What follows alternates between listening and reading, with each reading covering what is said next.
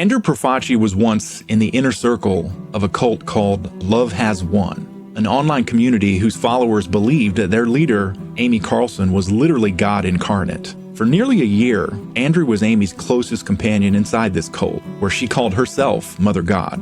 He saw through their manipulation and control tactics, and he started speaking out from inside the group before eventually leaving. But here's what no one tells you about escaping a cult. The hardest part wasn't getting out. It was learning to trust his own thoughts again after years of being told reality itself was a lie. Andrew's story isn't just about cults. It's about resilience, overcoming adversity, breaking free from manipulation, finding the truth, and finding God while facing your own mortality. Now, the story's been featured on Dateline NBC, HBO, Vice, and other media outlets. And Andrew's also written a memoir entitled The War on Love, which tells his story. Now, today we have the privilege of hearing the story directly from Andrew. Andrew, welcome to the show. Hey, thanks for having me. Really a pleasure to be here. I'm looking forward to talking with you and giving your audience a great show, I hope. I read the book, man, and after reading the book, it's like, I got to talk to this dude. It's so I'm glad that we were able to connect, man. So I'll just jump right in, man. Let's get into that story. So yeah, let's start with your childhood, because that's an influencing factor here. Now, from birth, you had quite the eventful childhood. Where were you born, and what was the situation with your parents at the time? Yeah, so born in Freehold, New Jersey, which is central New Jersey, not far from the beach. Raised by a single parent. My father had gotten custody, went through a nasty divorce with my mom she actually fled the state while I was still in her tummy with my brother and myself, running from my family that had mafia ties back in the early 80s. They were still pretty strong, and she tried to hide away in Tennessee. Really ugly divorce, but Dad got custody. He raised me and my brother. Didn't see my mom much. My dad worked a lot when I was young. He was great. He was Boy Scout troop leader, soccer team coach, really did everything that he could. And as the teenage years came on, he actually came out as being gay. And it was something that a life he had hidden from, especially with my family's background. My grandfather had always suspected, and my father, always said no. So there were some issues there. And, my father had denied himself this life for a long time. And when he came out, I was a young teenager, about 12, 13, and he began living that life. And I didn't really see much of him. After work, he was going out with his friends. He wasn't getting home till late at night. I was already in bed asleep. Me and my brother were essentially raised by a nanny. We had Trinidadian and Jamaican nannies our whole life growing up, a handful of them that raised us, essentially. Again, mom wasn't around. And because of that, it created a lot of issues for me as far as judgment, identity crisis as a teenager, not having a role model, not really having anybody that was, teaching us about the world, answering the tough questions, and getting us ready for life, explaining, why school was important, things like this, doing homework. So I just started to trail off into my teenage years and rebelled, and things just took on a life of their own at that point. Yeah, my life growing up, my dad was a truck driver, and my mom, she worked like the graveyard shift at a cotton mill.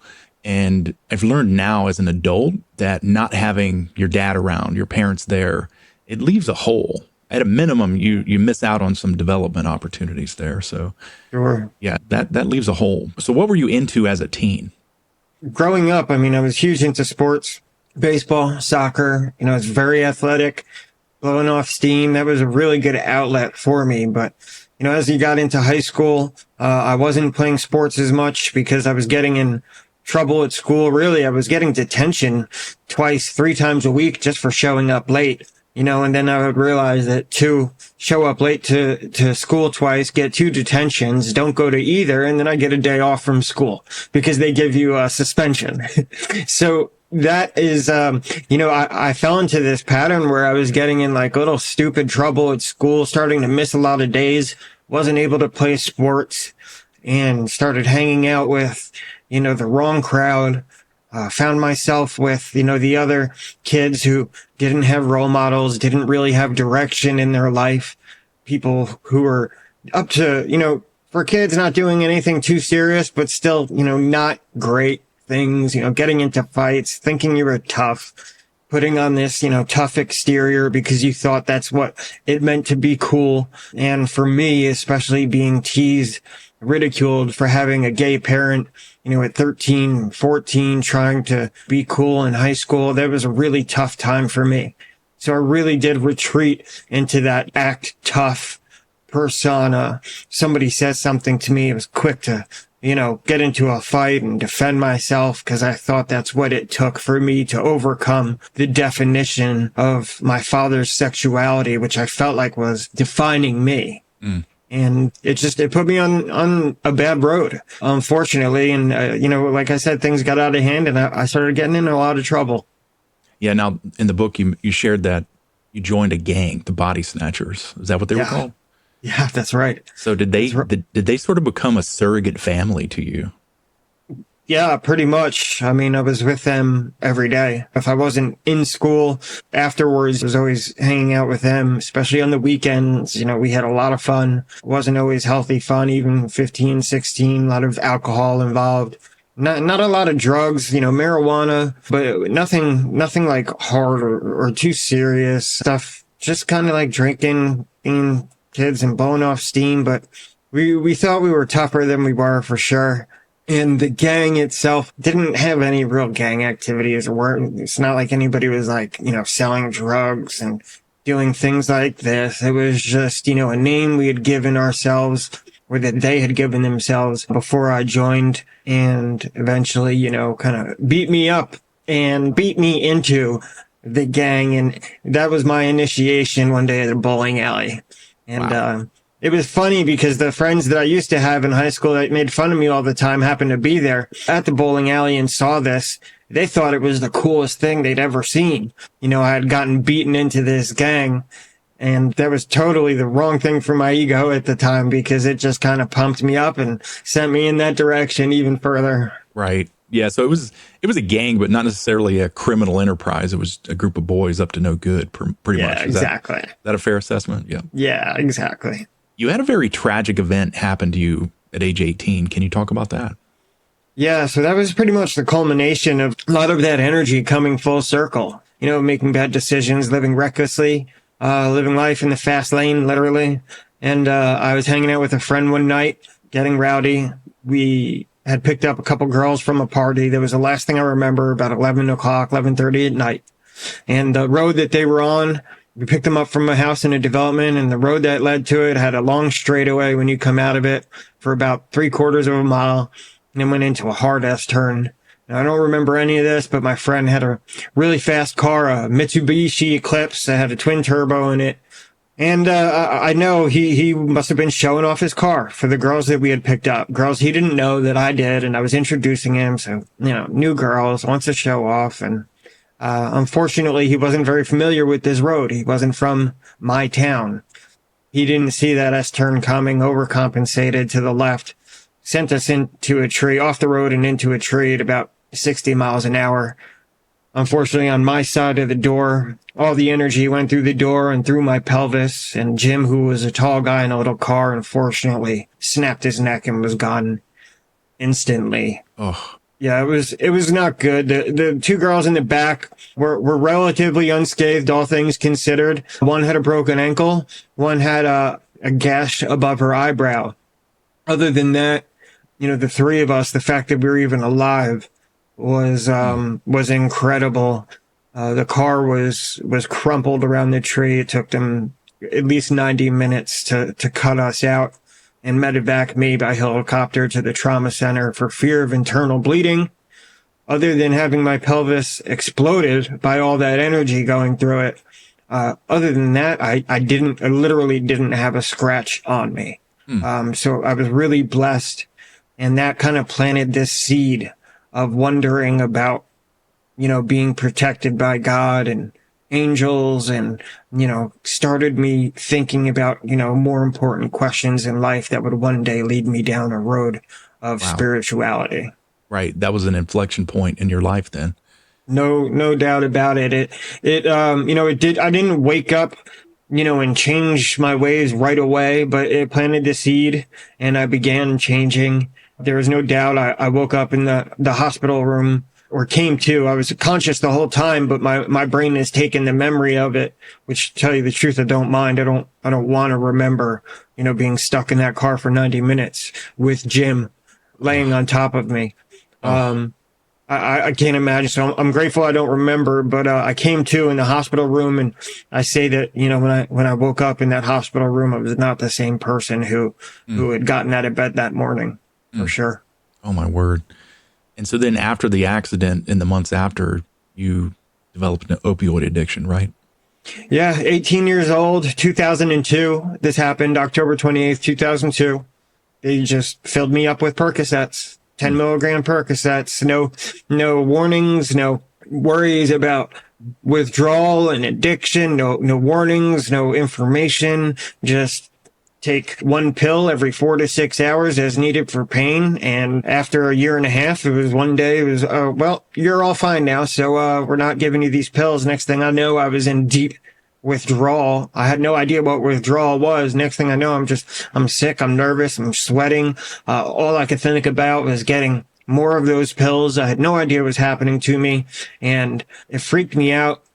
And that really started the addiction going down the wrong road for me. Wow. And, I always look back on that and wish they had never given me any painkillers, at least opiate painkillers. Tylenol would have served me better, especially considering all of the problems that the addiction had created for me in my life. Right. I was reading a book from one of the GWAT veterans coming back who'd been wounded terribly. He got addicted to opioids, and he said the opioids coming off of those were worse than the injuries. Just terrible impacts, man. It's no doubt a very, very tough thing to go through. And, they change the makeup of your brain. They actually change the way your neurons fire. They make you dependent on it, not just physically, but mentally, and it turned me into a person I didn't want to be. That's for sure. I was running from the withdrawal every day, and it made you desperate. And, that's when you hear about drug addicts doing crazy things, getting arrested and these crazy stories on the news. And it's just because of how incredibly difficult of a place you find yourself in with that addiction. It's really not good. That's rough, man. You had a tumultuous childhood. It was nothing if not eventful. There's no doubt about that. But, looking back now, thankfully, I had a lot to learn from. Right. So there was a lot of growth there for me, which I'm grateful for. I don't know if everybody commits themselves to learning and growing from all of their experiences that way, but I have, and thankfully I've been able to transform a lot of it. Excellent. Now, I want to read a quote from your book and then ask a question about that. Yeah, sure. You said this around the time of these events. You said, long before I entered a cult, I was already being shaped by forces and events that I didn't understand. So is it safe to say then that your childhood made you more susceptible to the lure of a cult? Yeah, no doubt about it. I believe that for sure. The need to redefine who I was and my image, being made fun of and ridiculed, me wondering who I was, having felt like missed out on my potential. Missed opportunities. I wanted to be a lawyer, but when I went to school, I did nothing. I passed high school with a C plus average, and, I'm the kind of person who should have been getting straight A's. Really, and, I look back on it as really a missed opportunity. So that certainly played a large part of it. And, I had some experiences that I talk about in the book as far as at night during my dreams. There were actually waking nightmares that I had, seeing these, I don't even know what they were, but they looked like people. I used to wake up in the middle of the night and they'd be standing silently in my room, just staring at me. And this happened weekly for almost 10 years. And it was incredibly scary. And, that was another thing that left me with a lot of questions about wondering what it was, and opened me up to conspiracy theories and, asking about the nature of life and things like this, for sure. Yeah. So your childhood, parents split up when you were born. Your dad wasn't really around that much. Kids making fun of you, joining the gang. And then the terrible accident, losing your friend Jim. That's just setting the table, man. It's it was heavy. It was definitely heavy. That quote is a good one. I appreciate you pulling it out because, those events really did, they're so unique and they did put me in this unique place that, right. made me susceptible to, one of these high control groups. Right. Yeah, when I'm reading the book, I hit a lot of these quotes and you just have to stop and go, that's deep. And there's a lot of that in the book. So I appreciate you sharing those thoughts, man. It's good. Yeah, So. yeah, absolutely. I tried to dig out everything that I could as far as, when I wrote the book, really, nothing was off the table. I just tried to bear it all and speak my truth. I'm somebody who's, thanks to what I went through as a kid with my father, I've learned to be very comfortable in my skin. And I thought it would be best if I put it all out there. And that's what I did. I didn't hold anything back. Yeah. So let's switch gears and let's talk about your journey into the cult. Let's start with this. What is the origin of this Love Has Won cult?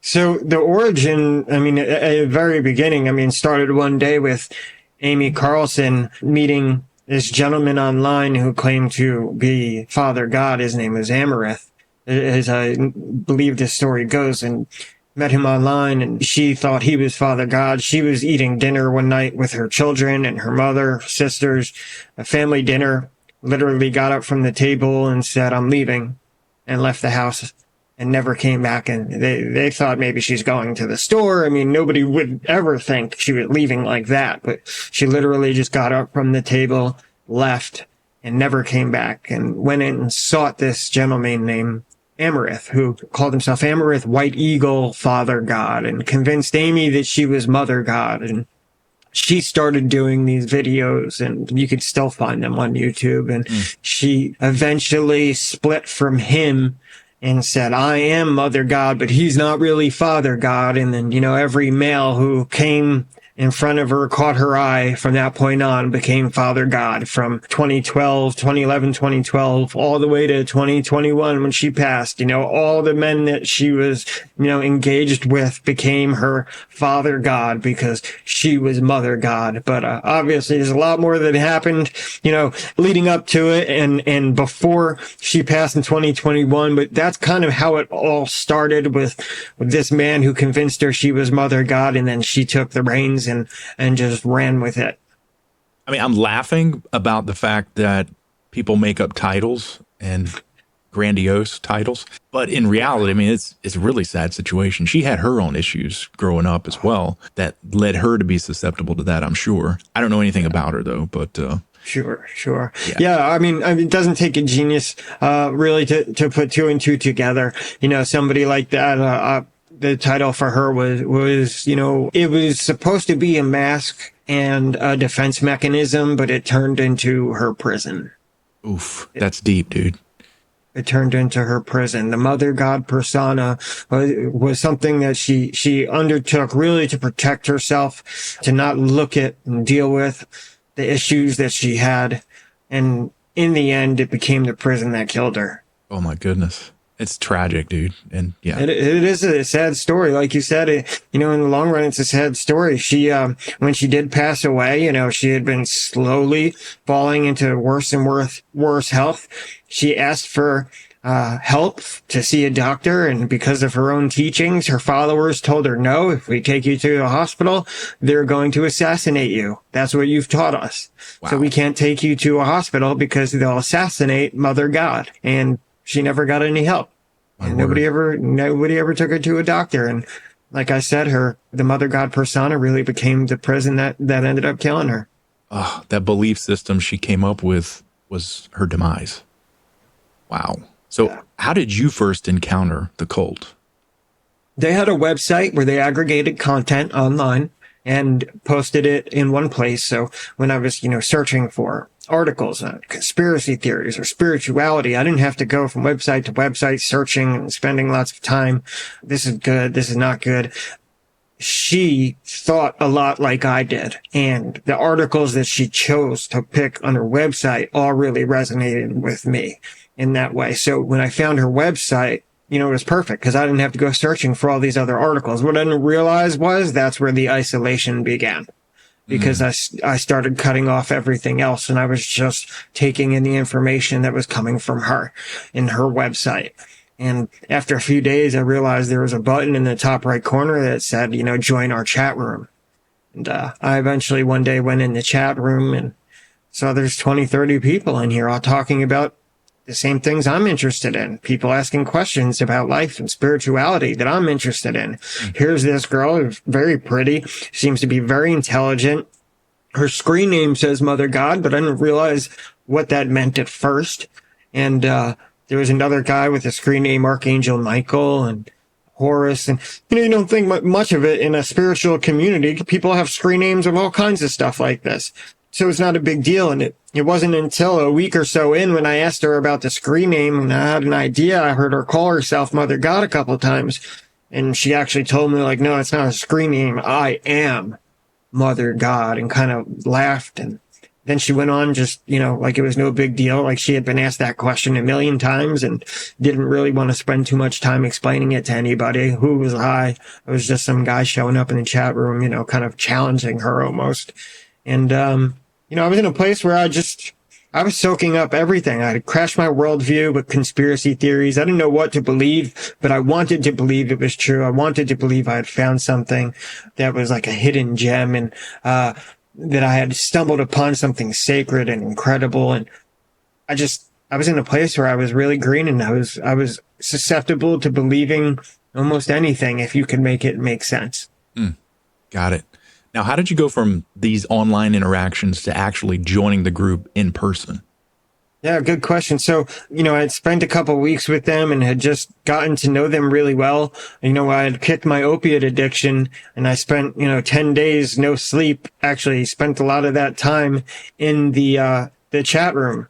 And I got to know them well, and I had these dreams of Amy for like 3, 4, 5 nights in a row. After a couple of nights, I wondered if I should tell her, and I was like, no, this is too weird. You don't want to tell somebody that. And it wasn't until I had the same kind of dreams, and she was still in there for another few nights in a row, that I thought to myself, like, no, okay, I have to tell her, like, because this is just way too crazy. And I told her about it. She said, oh my God, I've been dreaming of you too. And looking back and knowing her now, I know that wasn't true at all, but that was Amy. When she saw an opportunity, she jumped on it. And she had seen a new guy and a shiny new toy she wanted, and that was me. She said, yeah, I've been dreaming of you too. I asked her what it meant, and she says, it means you're supposed to join us here with the team. You have a big role to play. It's really important. We have a place for you here. My guides, my angels are telling me that you belong here.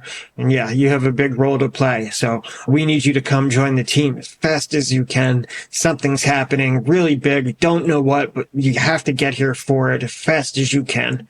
And that was how it all started. So it felt great being wanted, but now you realize she pounced. You were prey to her, right? Yeah, essentially I was prey. She saw a shiny new toy, and, then while I was with the team 9, 10 months, I saw, her catch that same eye for 2 or 3 other guys while I was there. And, it was just like a broken record. And by the time she passed away in 2021, she probably had, 15 different men that she considered Father God to her Mother God. And I didn't know that's what she intended for me. She told me I had an important role to play, but I still thought I'd just be a member of the team, kind of in the background, doing my thing. And it wasn't until the second or third day that I was there that she told me.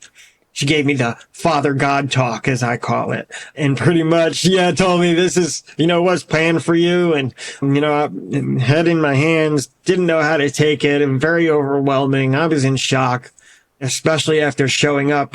And the first thought I had was I made a huge mistake because the house was a mess. She was in an incoherent state. It was terrible. The very first thought I had when I arrived was, wow, I made a mistake. And then just a couple of days later, she's telling me this about being Father God. And it was just, wow. I stayed overwhelmed for months from that point on. Yeah. So can you tell us a little bit more detail about when you arrived at the mission house? Is that what they called it, the mission house? Yeah, they did call it the mission house. And I took a 5.5-hour taxi south after arriving at Denver Airport, and I showed up at about 5:30 a.m.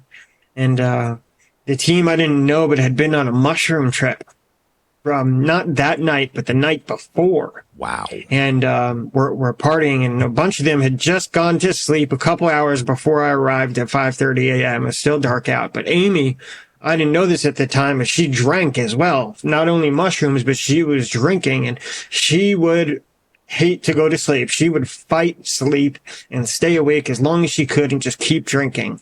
By the time I showed up at the house, I took one step in. I looked to the left in the kitchen. The dishes were piled over the sink. Nobody had cleaned the place in weeks. It looked like a bomb had gone off. Ashtrays overflowing with cigarettes and ashes. A layer of dust on the table they worked from. The place was a mess. Amy was with her back turned to me as I'm walking in, and Michael is holding her shoulders. And it looked like he was just holding her in her seat. And as I came around to actually see her face, I realized she was completely drooped over. She had drool coming out of her mouth, hitting her pants, were wet from where she had been drooling on them. She was totally incoherent, couldn't even greet me, couldn't even lift her head to say hello. Michael told her, he says, "Andrew's here, MG." And she just let out this like, muffled giggle. And I thought to myself, oh my God, what am I doing here? I just made a terrible, terrible mistake. And, wow. That was how I was introduced to the team. And in that book, you summarized it with, she's not God, she's a drunk. So yeah, yeah, pretty much. That was my first thought, and I wasn't wrong. Right. And you had no money to escape at that point. You were just kind of trapped at that point. Yeah, it's kind of ironic because she had offered, when she told me I had to come right away, she had offered to pay for my plane ticket, and I said, no, I have enough money to pay for a plane ticket and get there. And I had to leave my dog behind because she essentially said, yeah, just come real fast. Whatever's happening will happen. And then you can go back for your dog and go get your car from the airport. And, once I got in there and I didn't have money, all of a sudden they weren't willing to give me the money for a plane ride to go back and go get my car, go get my dog. So I lost my car in the airport, eventually got towed away after a couple months. Mom was freaking out. They're looking for the car. I hadn't paid the bill. And my dog, who I had no intention of leaving behind, had to go and stay with my grandmother for, I hadn't seen him for 8 months almost while I was with the team because she wouldn't let me like go get my dog or help me with the funding. And it was a hard lesson. And, right from the start, things were not working out the way that I thought they were going to. It was definitely a challenge in lots of ways that I did not see coming. Right. Yeah. I mean, immediately you get there, you're like, this ain't right. Yeah. Something's not right here. But you decided to stay. And I did. Aside from not having the money to escape, what kept you there? The fact that it was hard to stay told me it felt like it was showing me that that's where growth was going to come from, that I needed I didn't go there because I thought it was going to be easy and fun. I went there because I thought that there would be growth there for me and that I would, find myself. And, I didn't expect that to come easy. I did know that it was going to come in ways I didn't quite expect, even though this was way off in the extreme from what I anticipated. I also had a few spiritual experiences before I joined the team during meditation, things that had never happened to me before. Seeing images in meditation, getting messages that were not like thoughts, but like somebody planted ideas in your head. It's very easy to tell if it happens to you, but it's hard to explain. And, I heard audible voices and, I saw an orb on the beach. This is all within 2 weeks before I joined the team, and it felt like I was being given signs that were pointing me in this direction. Right. And because of those things, they were like fuel that convinced me to stay. Without those, I probably would have run the other way. I might not have even joined in the first place. Right. Thanks for sharing that. Now, let's talk about the group dynamics. What made it a cult? Oh man. It's so funny when I was first asked if I thought it was a cult when I joined, when the story blew up in 2021, I used to say no. And it wasn't until I really started to process things and really think about it that I realized, no, this definitely was a cult because of the control mechanisms, because it was a belief system that required you believing it and not asking questions, not challenging the leader.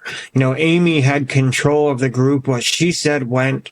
If you challenged her at all, she didn't talk to you about it. She wouldn't talk you through the issues that you took with the belief system and the things that didn't make sense. How can you claim to be God? You say you have no ego.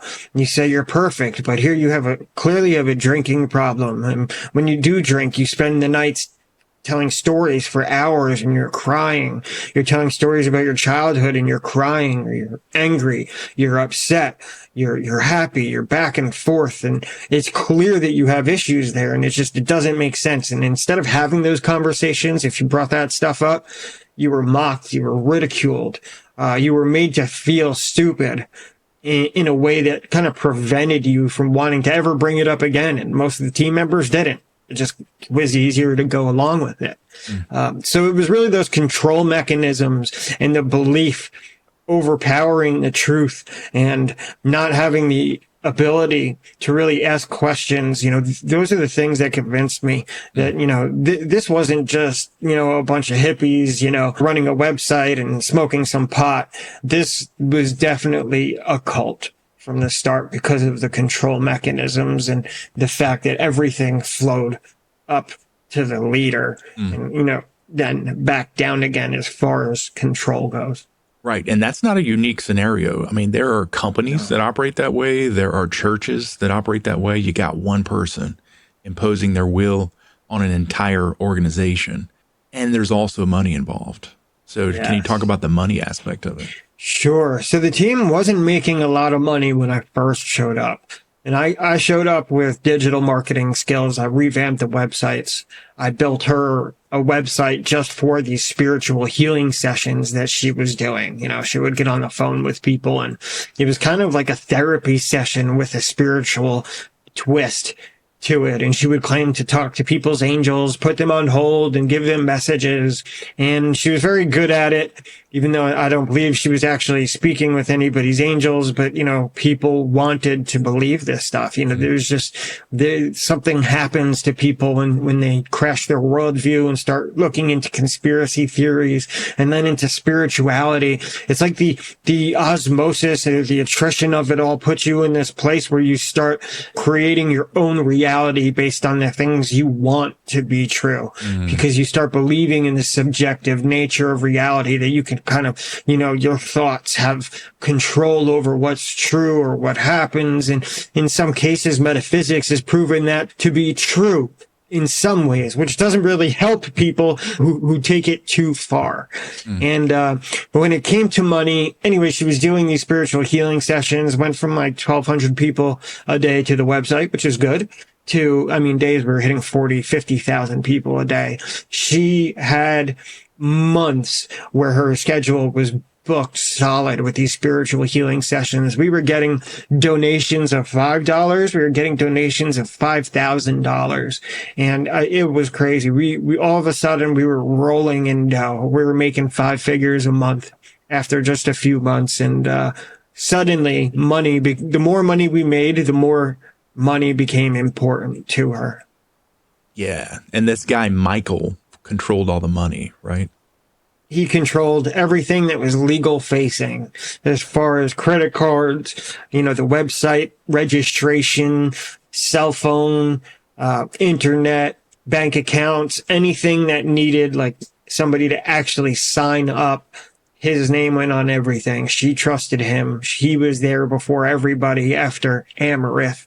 Right. And in the beginning, and she put everything in Michael's name, and it was no surprise to anybody that at the end of it all, he walked away with hundreds of thousands of dollars, because we all saw that coming. That's for sure. He cashed out. It's a story as old as time. So yeah, no doubt. I can imagine you got people out there isolated, alone, looking for something, a sense of belonging, and then they encounter this website. Man, it's easy pickings. So that's Yeah. yeah. It really is. And everybody that came and joined the team physically, it was the same process. They find the website, then they find the chat room, they become a regular in the chat room, they feel that pull, and then they come and join the team. That was the path for every single person who had ever joined the team. There was no other way to join the team, and everybody was pulled in the same way. Most people would figure it out after a couple months and leave, whether they were a physical member or just a chat room member. It was like, our members were revolving door of regulars because they would figure out as a bunch of bull and then leave. But the members who were physically there, it wasn't so easy because most of them had given up all of their money, had broken off ties with their family, had left on not such good terms. As you can imagine, most families are not happy about somebody who leaves and comes and joins this cult, as it appears to them, even if we didn't believe it was a cult at the time. So it's hard to go back to your life. You get stuck in this cult. And that's what happened for a lot of people. And this happens in churches across the world. Yeah. You get the church, that organization, and I'm not bagging on churches, so don't get me wrong, but it happens. You end up in a bad place where there's a toxic environment in an organization, whether it's a church or a company or whatever, but that's your social fabric. It is so difficult to break free from that.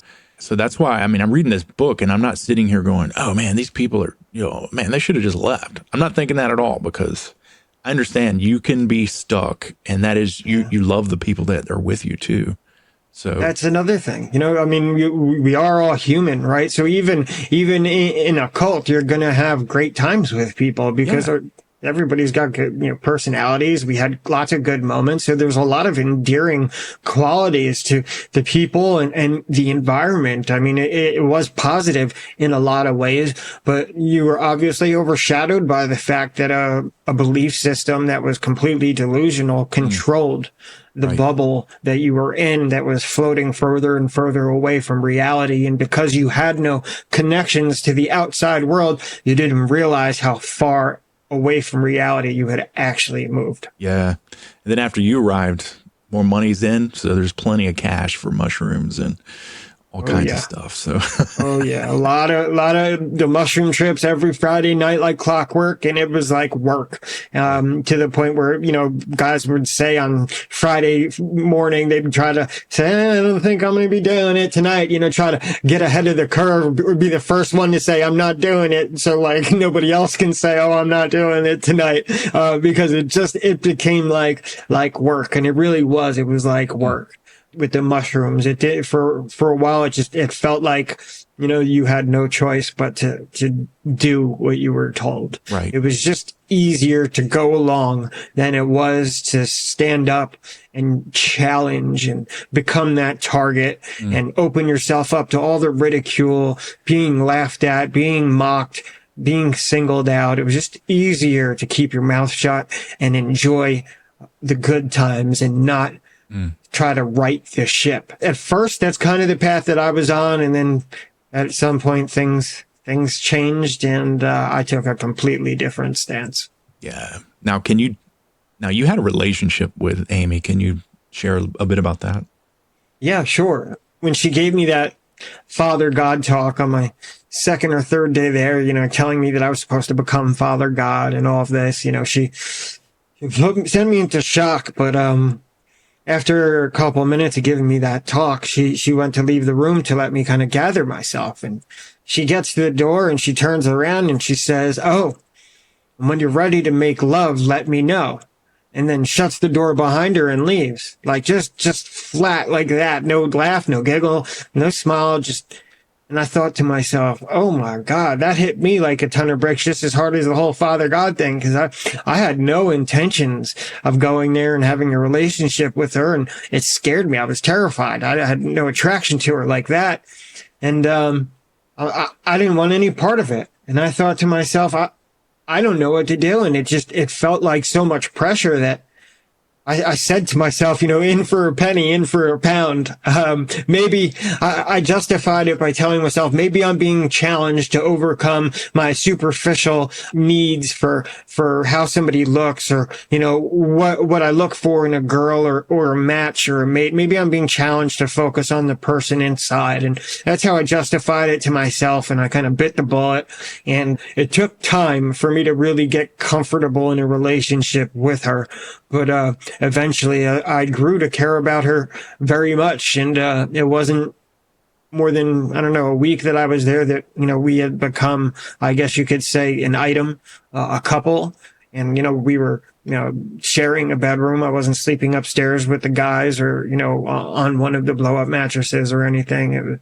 I was next to her. It was her and me kind of running the show. Nobody questioned that she was in charge, but, I was a leader of the group all of a sudden, and I was expected to be on all of the videos and take a much larger role, all the while being in a relationship with her. And we grew very close over, it ended up being a whole year from start to all the way at the end. It was about a year, and we grew very close, Right. Very close. You said you were very kind to Amy through this. So I appreciate how you treated that in the book. So I appreciate Thank that, you. man. I appreciate you mentioning. It means a lot to me that you recognize that. I really set out not to do her any favors in particular, but to tell the truth, which is a human story. And she, at the end of the day, she wasn't God, but she was a person with issues, with damage that never really got, taken care of or focused on. And that's the tragedy of it all. But, at the end of the day, she had great moments, or she was a great person to be around sometimes. And I wanted to show that side of her, because I felt like all anybody knew was this crazy, angry, wild, I am God side of her that made a caricature of her. And I wanted people to get a better, more holistic view. Right. She was human. So I appreciate that. Now, Thanks. At some point now, let's switch gears, talk about how you exposed the truth. Now, you realize things aren't right from day one. Yeah. You're trying to make changes, but there was a major event that happened that really tipped the scales for you. Can you talk about that? Yeah, sure. So we had a team member who created an incredible hoax that went on for months for the team. He used his skills, which were considerable in software and computer knowledge, to pretend to be these fake beings who joined our chat room, 5 or 6 of them, talking in unison in ways that one person couldn't do. I mean, all starting, ending, continuing, finishing each other's sentences, talking in unison, saying things that were very spiritually based, claiming to be from, as I said, another galaxy. And he created this ruse that was just so incredible. He also made fake team members or people who joined the chat room. And like one lady I wrote in the book, had this issue where her mother had passed away and her husband had lost his job. They were losing everything. The mother's will was the saving grace, but the mom had died and not told anybody about it. And she was freaking out, asking these beings in chat if they could help. And they were like, oh yeah, it's upstairs, under the mat, under the floorboards. You'll find a box, open it up, and you'll find the will. This lady leaves chat. I remember being in the room, we're all looking at each other like, okay, we're not going to see this person ever come back again. Whoever these weird beings are that are claiming to be so spiritual in our chat, whoever this is that's doing this is obviously, kind of outed themselves when this lady doesn't come back. And 15 minutes later, this lady shows back up in the chat room and says, oh my God, you were right. You found it. The will was there where you said it was. My family is saved.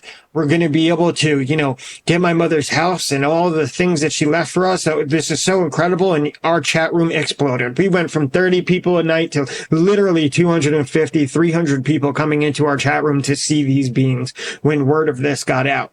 The whole time we had a team member in the corner of our room who was doing all of this. He was making all of these fake names and doing all of this. And he essentially took control of the team by claiming that these beings were supposed to help Amy lead humanity into this golden age, this awakening, which we were all working towards. Amy's guides said, oh yeah, they're legit. She went into meditation, came back out. Yes, this is really happening. We're supposed to follow what they say. Well, these beings elevated this one person to the team healer. Next thing I know, he's supposed to be a trine, not just me and Amy in a relationship, but he's like the third wheel, like it's supposed to be a triangle. He has a big role to play. It's not just Andrew or Father God and Mother God. It's Horus now too. And I have to figure out a way to make space for him in our relationship. He is taking her into healing sessions every night when she is plastered. And then I'm hearing moaning coming out of those healing sessions. And I'm asking her about it. And she's telling me it's all in my head. All of this he had created as a ruse to elevate himself, to get her alone, to take advantage of her sexually. It was the sickest, most incredible hoax. And, really, I had never seen anything on the scale and effort it took him to pull this off. Wow. And it took months, but I eventually started to realize something wasn't right. And I started saving the transcripts so that I could go back and check things they say. And then one thing led to another. And I came to realize it was this person in the corner of our room. And I had been setting him up and watching him. I was challenging them and watching his body language. And I had enough. It's in the book, but I had enough information to say, yeah, 100%. This is him doing this, and I can prove it. And I eventually uncovered that. And when I did figure it out, it kind of hit me all in one moment. All of the lying, the deception, her telling me she wasn't having sex with him, all of the lies, the gaslighting, everything, it just became clear in this one moment, like being struck by lightning. And it was in that moment where I said, enough. And somebody needs to take a hold of what's happening here because this is getting out of hand. And that's when I committed myself to absolutely destroying the Mother God persona and the delusion and doing my best to snap Amy out of it and bring the truth back to our group and snap us back into reality. Yeah, good on you, man. So Amy knows the truth at this point, but then she and Michael get together. And then what happens? So yeah, I was able to eventually convince her to the point where she went outside and had a talk with KG and kicked him out of the house. And KG is the guy who committed the hoax or carried it out. Correct. And kicked him out of the house and didn't want to believe it and had a talk with Michael, didn't want to believe it. But obviously it was, at this point, there was no denying it. KG was gone and so were these beings. Suddenly they didn't show up in chat anymore. And, there was no denying it. But she had talked with Michael for a few minutes privately and came out and said to me in front of the whole team that they had decided, her and Michael, that we weren't going to tell any of the people who followed us in the chat room or any of our followers about this, that it was going to get swept under the rug and kept quiet because it exposed Amy for not being Mother God, her guides that said that they were real, for months, all of her guides and all of these powers that she has of, being psychic in these ways, and everything was shattered by this hoax, being found out.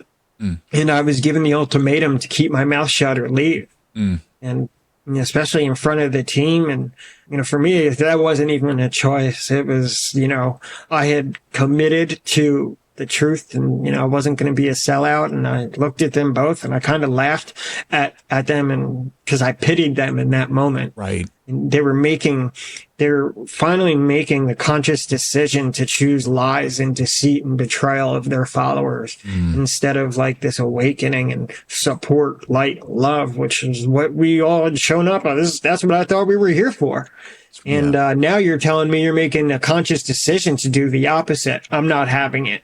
I walked over to the laptop. I typed it all out. I pressed send and I looked at her. I said, you do what you got to do, but now it's too late. It's out there. And, that was it. I didn't get kicked out. She didn't want to let me go so easily, but, yeah, that was the moment. That was one of the big forks in the road where, you know, she made that choice to take things in that direction. Yeah. And one thing that struck me from the book is that after this happened, you knew the truth and you were like, I'm no longer participating in the delusion. And this speaks highly of you because you continued to care for Amy physically as you tried to talk her out of the delusion. So what was going on there? Yeah, that was a tough one for me. In that moment when I first was able to uncover this hoax, I got her to admit that she wasn't God. You know, she had this moment where she spent about 5-10 minutes crying, sobbing lightly to me and admitting everything and saying that she believed what I was saying, which was that, you know, you don't have to be Mother God to do amazing things, to have a great effect on the world. You know, all these people that follow you, they would follow you without the name or the title. You don't have to pretend to be Mother God to be able to do all these great things. And she was buying it. And I could see, you know, starting to crack through the defenses a little bit. And it gave me hope, even though 5 minutes with Michael and he reeled her right back in and she was Mother God again. It was like all the work I had done was just gone out the window. But, you know, I committed myself to really trying to snap her out of that delusion. And I swore I was going to be able to do it. And, I thought I was, and eventually, you know, I had to, you know, admit defeat in that sense because she didn't want to change. Right. And then eventually you decided sad. It's time to go. So can you talk about the day you left? Yeah. It all happened because she had obviously found a new father God. I couldn't be Father God anymore because I didn't believe. So somebody else had to fill in the role. And you know, whoever the Father God was, somebody that she started to feel attraction towards. And we had been in a relationship for 9 months. And now I'm watching her snuggle up to this guy in front of me, in front of the whole team. You know, even though she told me he's going to be Father God, but you and we're going to stay in a relationship and I'm not going to have any physical relationship with him, but he's going to carry the role of Father God is what she essentially told me.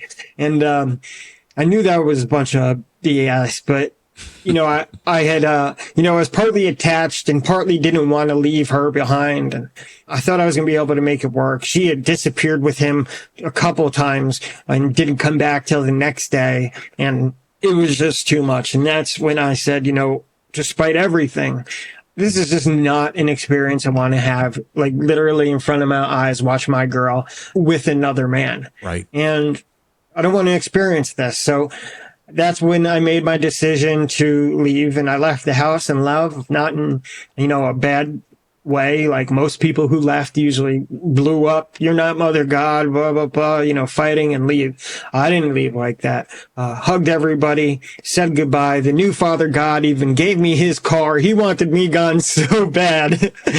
Then he gave me his car to leave. He had liquidated his 401k. He had sold his home following her advice because she told him that getting rid of his ego and would help him become Father God, and, you know, getting rid of his wealth and donating it to her, to love, to the movement was what would help him dissolve his ego by not holding on to his physical wealth.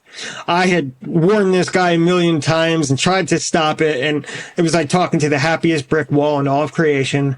And he didn't want to hear it. He wanted the role. So yeah, he gave me his car because him and Michael, who were buddies at that point, they were like, yeah, let Andrew go. We're more than happy to see him leave because I was a problem for the belief system to continue. Yeah, dude, that happens so often. And then you're castigated. I don't know if this happened, but generally speaking, when this happens in these groups, people that decide to leave, or if they're kicked out, they're castigated after the fact. Well, he wasn't a true believer. You know, he was doing this, and you're diagnosed with some issue. Something's everybody wrong with becomes you. a demon. Yeah. And Amy, she would give everybody a demonic name. She would say that, you know, the demon took them over. They were an angel, or they were, you know, this ascended master, but now they're a demon because they gave in to the dark side. Wow. Because they don't believe anymore. That was the same thing for everybody who ever left. You know, that's what she would do. Just like you said. Anyway, I left the team. I had my dog with me at that point, so we got in Bill's car, which was now my car, and started driving. We were going to Fort Lauderdale, where my dad had been living at the time. I was super excited and a very happy place. I felt like I had accomplished a lot. I remember going down the road, so happy, wishing people would just look at me going down the road just so I can smile and wave. I felt like I had conquered the world at that point. I didn't feel bad about leaving. I felt like I had really found myself, and for fighting against the belief system and, the truth and all of that kind of stuff. And, I was proud of myself. I really was. Little did I know, after about 2 weeks after I got to Florida, Amy messaged me and said, "Oh, the angels told me I'm being guided to come your direction, to come be with you." And she left the whole team behind, promising me she was going to snap out of the delusion. I had some rules about moving in a new direction, and she was down with all of it. Yes, you're right. I'm coming to live with you. We'll leave it behind. No talking to Michael. We're going to take this in a new direction. The team dissolved back in California. She joined me in Fort Lauderdale. And it lasted about 2 months before I realized she was just giving me lip service the whole time. I thought having her alone, away from the team, isolated in that way, just the way I was isolated from reality, now I could isolate her in reality and hopefully get through to Amy and snap her out of it. Unfortunately, it didn't work, but I tried.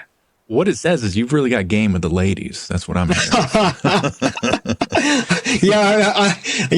What can I say? I had no idea I was going to be in a relationship like that with her. Like I told you, I didn't want it when it started, but it really she became somebody I cared about very much. And when it comes to people who have had a big effect on my life, she is up there near the top. Right. No doubt about it. Yeah. So Andrew's next book is going to be on how to develop your game with the ladies. I'm kidding. Totally kidding. Yeah, I'll have to work on my game a little bit more before I'm willing to write a book on that. But things worked out with her in a good way. And even after we broke up, she tried to get me back for a little while, to the point where it became almost like stalking me. I was getting things in my mailbox, messages from her. People were knocking on my door. People were messaging me, asking me to come back. But she wanted me to come back to that belief system, and I wasn't going in that direction. Game over at that point.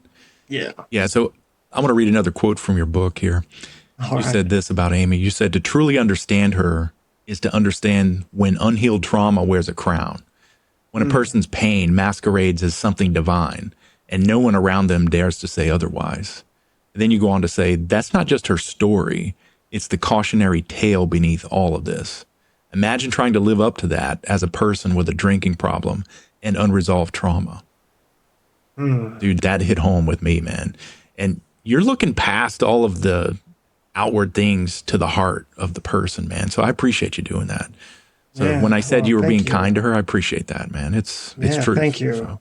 I appreciate that. And, I'm glad to hear that you picked up on that, and that means other people will too, because that was the intention, and that's really what I wanted to get to. And I've come to this place where I've learned in life that especially after I've dealt with cancer, as I wrote in the book in the last few years, I realized we're all human. We all make mistakes.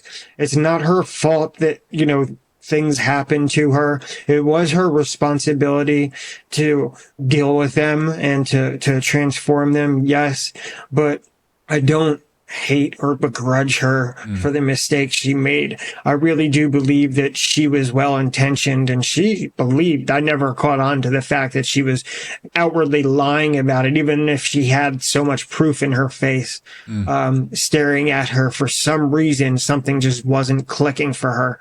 And I have learned to allow people the space to be human, and has really made life easier, and has allowed me to accept myself, to accept other people, and even Amy, for all that she had done wrong and all the mistakes she had made and all the bad things you can say in my life. She has had an incredibly positive influence, even though it was not in the way she intended. Man, I appreciate that perspective, dude. You found yourself through all of this. And so my perspective is that good things, they emerged for you in the aftermath of all of this. Can you talk about that? I think you used the phrase an unraveling of your worldview. What grew out of Yeah. that? Yeah, and that's essentially where it started, was with a blank slate. After these conspiracy theories crashed my old worldview, she came in and said, "Here, I'll build you a new one." And then I had to crash that one in that moment where I felt like I was struck by lightning when I uncovered the hoax. That's when my worldview got crashed again. And this time I built it myself on truth, on reality, on actuality, on love, on real love, not the fake love she was teaching me, but the difference between that and what real love was.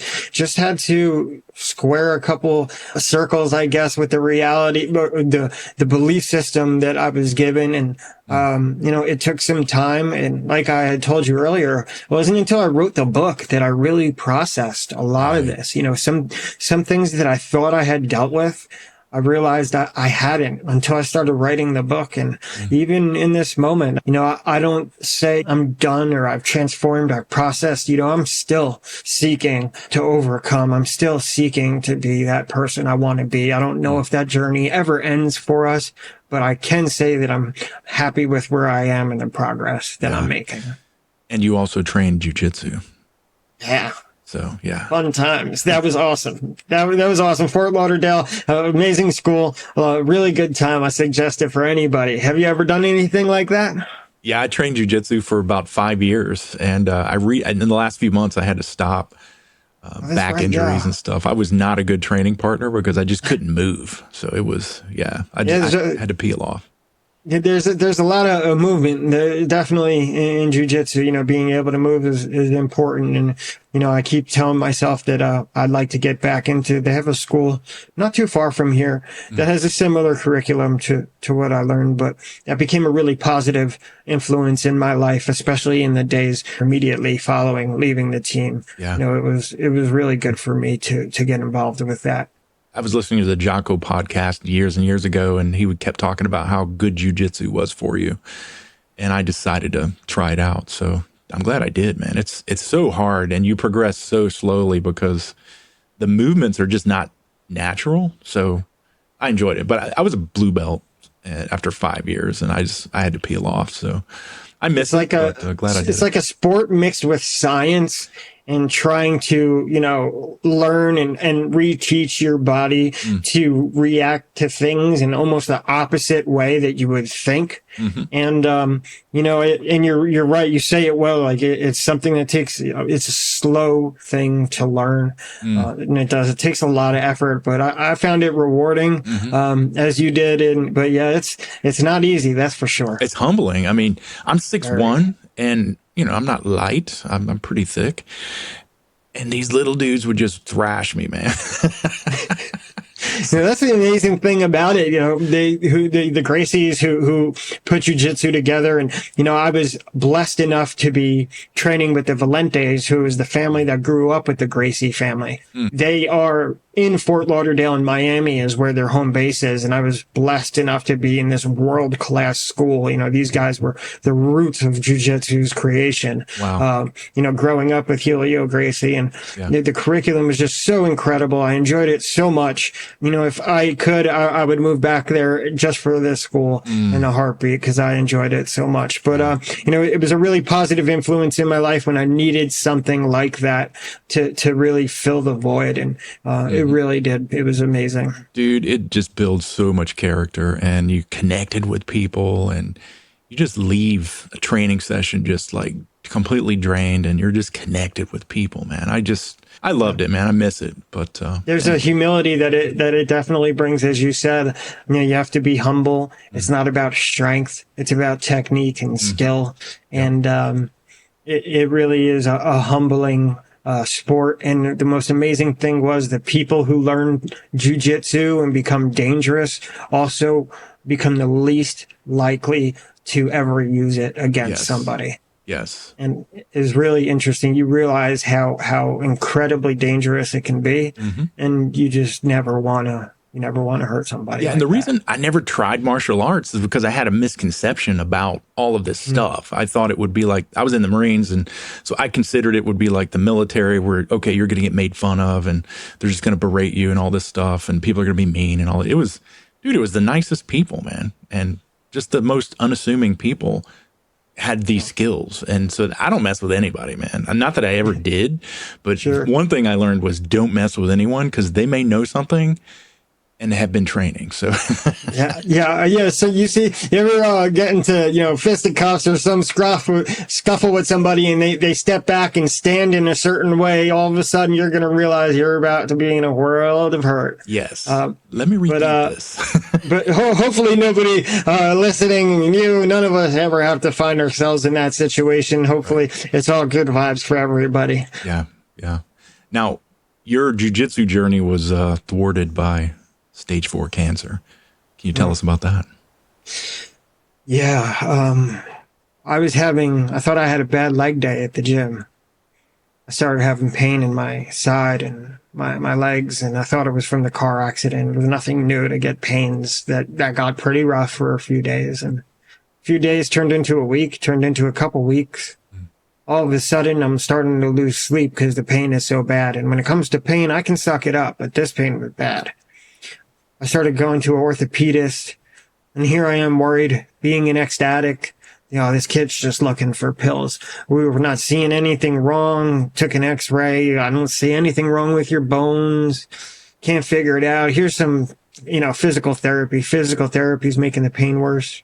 Eventually, one night, 2:00 in the morning, I drive myself to the ER because I could hardly stand. My legs were on fire. Oof. I crawled to the front desk. I mean, sweating. I don't know how I made it to that front desk.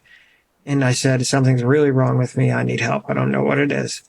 They gave me a scan, and the lady came in the room with some guy with her because surely she didn't want to break that news to me alone. She needed somebody to support her. Wow. And she said, Andrew, I'm sorry, but I have really, really bad news. You have a late and aggressive stage 4 testicular cancer. It's not the pain you thought it was. And I'm sorry, but it's already in your lungs. It's spread to your back by your kidney, your pelvis. We need to remove one of your testicles immediately. And yeah, you're going to have to get into chemo as fast as you possibly can. But I sit here, that was December of 2022. I sit here right now, 19 or 20 months at this point, completely cancer-free. Oh, thank Not God. in remission, but cancer-free. I had the only cancer that is curable in stage 4. Wow. Oh, man, that's and great news. I went to New Jersey to Memorial Sloan Kettering Cancer Center, world class, best in the world, close to home, where I'm from, not here in Tennessee. And the first 4 rounds of chemo didn't do it. Then I went into 4 rounds of high dose chemotherapy about 5 months later. It came with a lot of downsides, but it cleared me of the cancer. And now I eat real healthy. I do everything I can to keep it at bay. And knock on wood, pray to God that it doesn't ever come back. Oh, man, that's great news, man. I'm glad you made it. It's been a heck of a ride. It wasn't fun. That is an experience that, while I don't wish it on anybody, again, when it comes to, making lemonade out of lemons, it taught me a lot about life, myself, and it certainly brought me closer to God. Nobody should face their mortality at a young age, but for what I've learned, I'm grateful. But yeah, heck of a road. It's been a heck of a road in my 40 years. I feel like I've already lived a lifetime. Wow, man, what a great story. So yeah, that's a good place to end it, man. You wrapped it up quite nicely for us. So thank you for those takeaways. But well, I appreciate it. It means a lot to me what you took away from the book. It really means a lot to me that the important things to me were conveyed through the book, and you've confirmed that. So thank you. Yeah, it was deep, man. I enjoyed it. So I'll put a link in the description. I'll put one of my affiliate links for Andrew's memoir. It's called The War on Love. So if you want to support the channel, you can buy there. Or I'll also include links to Andrew's website, thewaronlove.com. You can buy the book there. And then I'll include links to Andrew's socials. So appreciate it, Andrew. Man, I really, I'm thankful for this conversation, brother. And thankful for the book, dude. So thank you for having me. I appreciate it. And to the listeners, thank you for listening. I wish everybody the best. Thank you so much. It's been a pleasure. Awesome. So thanks for listening to The Cluttered Path. If you like this episode, please consider leaving us a review. We read every one of those. We appreciate your support, and we'll talk soon. Have a great day.